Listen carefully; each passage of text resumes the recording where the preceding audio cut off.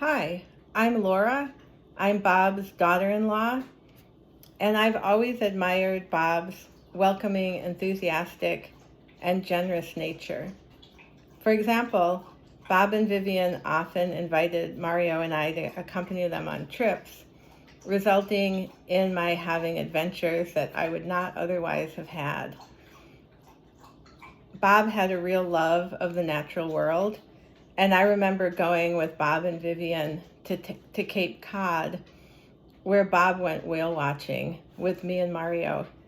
And we were all amazed to see rare right whales, a mother and a calf. In more recent years, Bob and I shared our love of the natural world by sending each other poems about snakes. About a year ago, I sent Bob a poem about snakes that he told me he really, really liked and that he was planning to teach at his next poetry class. I was really happy because it's been my favorite poem since I first read it in the 1990s. I've always been really interested in reptiles and how they can, even though they're cold-blooded, regulate their body temperature by moving out into the sun if they need to warm up and into the shade if they need to cool down. And I've always been super interested in their hibernation when their body temperatures fall and their bodies almost completely shut down, but not quite. And amazingly enough, that's what this poem is about.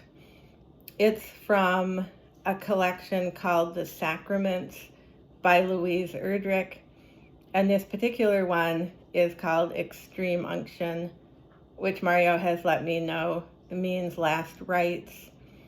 And I'm going to define one word for you before I read it because I had to look it up when I first read it. And that is systole, which means the contraction of the heart, like when it's pumping blood out. When the blue steam stalls over the land and the resinous apples turn to mash, then to a cider whose thin twang shrivels the tongue, the snakes hatch, twirling from the egg. In the shattered teacup, from the silvering boards of the barn, in the heat of rotting mulch hay, they soak up the particles of light, so that all winter, welded in the iron sheath of sludge under the pond, they continue as we do, drawing closer to the source, their hearts beating slower as the days narrow, until there is this one pale aperture and the tail sliding through. Then the systole, the blackness of heaven. Thank you.